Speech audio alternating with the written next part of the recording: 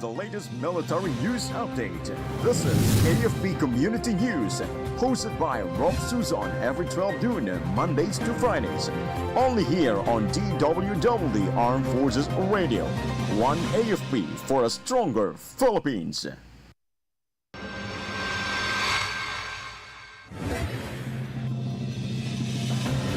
Philippine Air Force deploys helicopters to combat massive fire in Tondo. Death toll in Negros Occidental clashes rises to 8.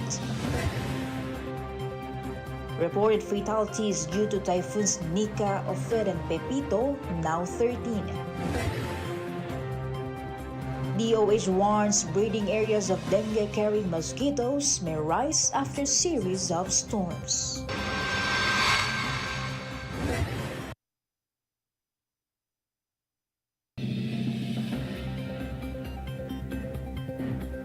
Good day everyone, as well to our troops at Camp Emilia Ginaldo, Quezon City.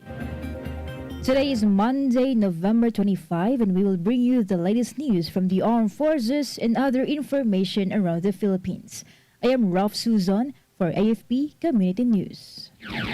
DWDD Armed Forces News. For the brief overview of our stories, the Philippine Air Force swiftly mobilized Black Hawk, B-205 and Sokol helicopters to assist in extinguishing a massive fire in Isla Puting Bato, Tondo, Manila yesterday. The aircraft conducted 100 heli bucket sorties, suppressing the flames and aiding ground responders.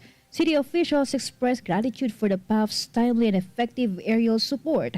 The fire, which displaced over 2,000 families and destroyed more than 1,000 structures, was declared out at 2:08 p.m. by the Manila Disaster Risk Reduction and Management Office.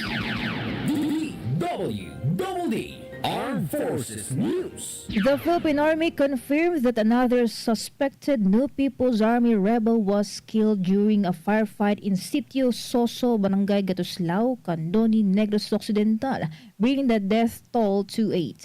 The 02nd Infantry Brigade Commander, Brigadier General Joey Escanillas, reported that the 15th Infantry Battalion neutralized the rebel during pursuit operations, following an earlier encounter last Thursday that left 7 suspected NPA members dead.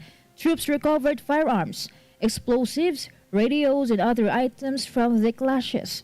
Relatedly, he commended the community cooperation, calling it vital in ending insurgency. Armed Forces Radio Report. For other updates, let's hear the details about authorities' arrest suspected militiaman in Himamaylan raid. Go ahead, Beth Daniete.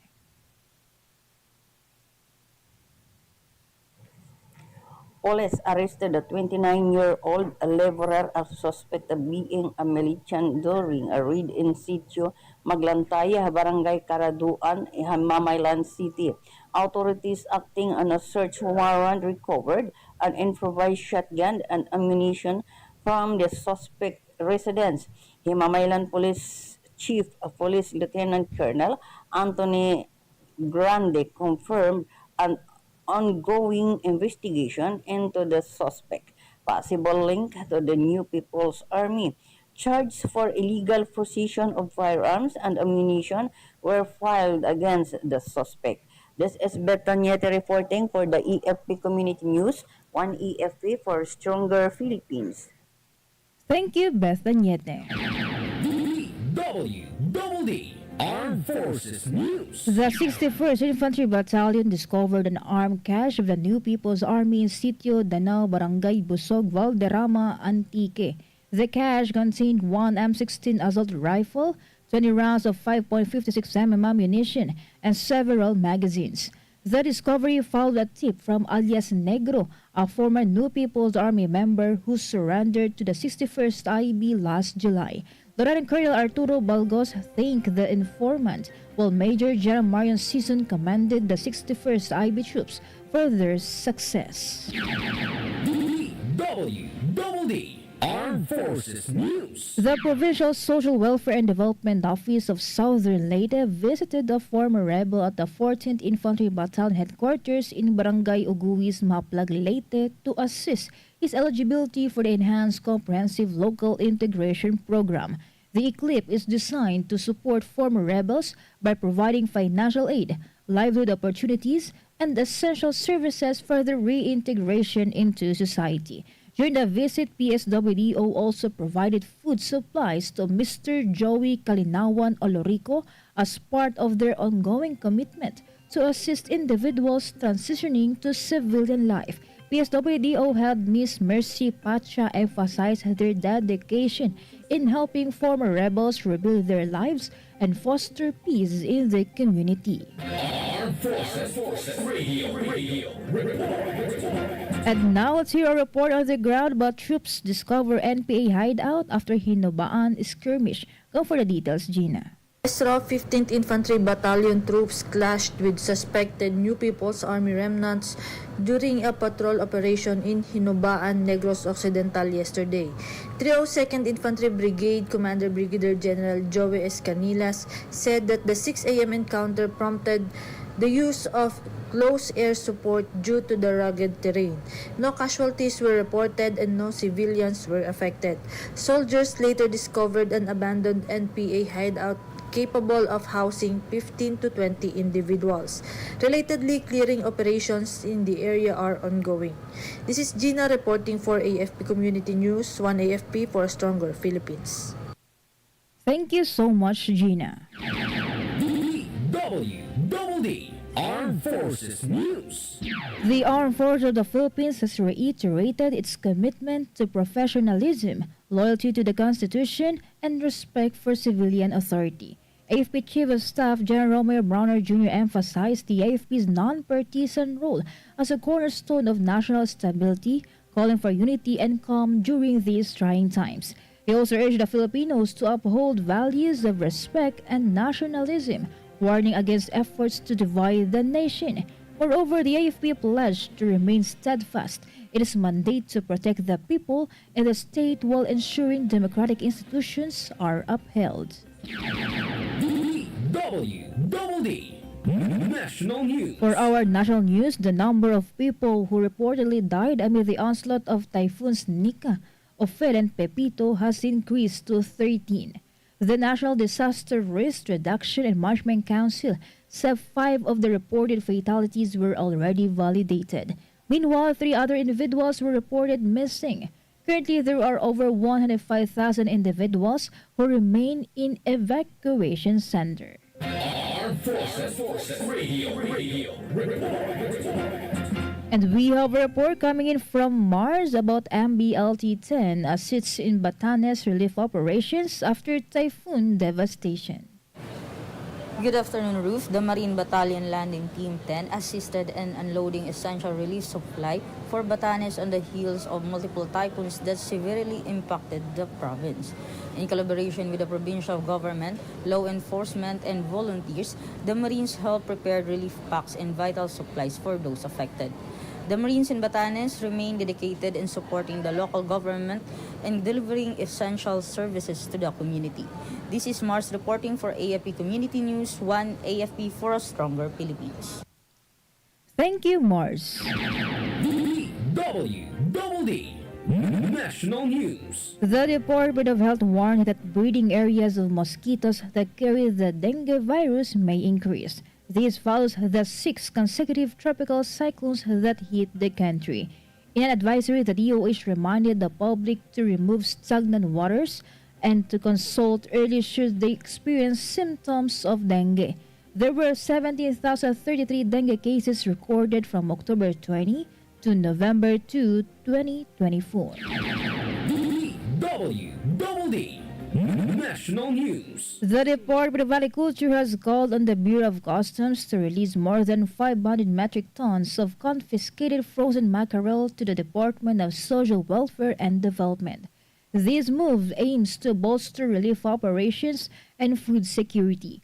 Agriculture Secretary Francisco Chu Laurel Jr. made the request in a letter to Customs Commissioner Bienvenido Rubio last November 18. He cited that laboratory tests confirm the fish is safe for human consumption and are deemed fit for immediate release. Armed Forces Radio Report. From NOLCOM, let us hear some information from Joanne about Abra townsfolk benefit from more than 46.2 million pesos anti-insurgency development projects. Around 5,000 residents in 7 barangays in the municipality of Pilar, Abra benefit from 11 support to barangay development program projects under the National Task Force to End Local Communist Armed Conflict or NTF-LCAC. Mayor Tyron Christopher Beronia, Department of the Interior and Local Government, Abra Provincial Director Daisy Payang, municipal and barangay officials, National Line Agency representatives, and the community led the inauguration of barangay health stations, school buildings, and a level 3 potable water supply in the barangays of Tikitik, Kinabiti, Nanangduan, Pangot, Villavieja, Dintan, and Bolbolo on November 20, 2024. The projects worth 46,248,175.1 pesos are part of the government efforts to ensure peace and development in the grassroots. During the inauguration program, Mayor Beronia thanked the national government for the opportunities given to the folks in Pilar, Abra as he urged the beneficiaries to take care of these facilities. Aside from the health station, Barangay Pangot is also a recipient of an improved school building through the SBDP. Barangay Villavieja implemented the construction of a barangay health center with a solar power component comprising of solar panels and a 51.2-volt lithium battery. The SBDP projects in Pilar mostly started construction during the fourth quarter of 2023 and the first quarter of 2024. Under the NTF-LCAC, the community are involved in the identification, planning, and implementation of SBDP projects. It is one of the initiatives of government to promote peace and progress in the countryside. This is John Sagaok reporting for AFP Community News, 1 AFP for Stronger Philippines. Thank you, Joanne. DWDD National News. For other development story, House Deputy Majority Leader in ACT-CIS Party List Representative Erwin Tulfo and 4 other lawmakers are pushing for a 10% medicine discount for government workers. Tulfo said they are aware of the situation of workers in the government who also find it difficult to pay for their medicines when they get sick because of the prices of goods. He believes that having such a law would somehow ease their lives. The lawmakers said that their proposal would cover government workers earning 30,000 pesos and below. DWDD National News. Election Watchdog Parish Pastoral Council for Responsible Voting or PPCRV is confident that next year's poll will be one of the country's most transparent electoral exercises. PPCRV's IT Director William Yu said he feels that this election cycle is one of the most transparent. Yu said the most outstanding feature of the 2025 polls is the online voting system, the first ever in the country's election history. The OVS will allow all overseas Filipino workers around the world the convenience of voting using their cell phones. Armed Forces Radio Report. On the other line, let us hear more from Leonor about AFP joins Alay Lakad 2024, donates to support youth welfare.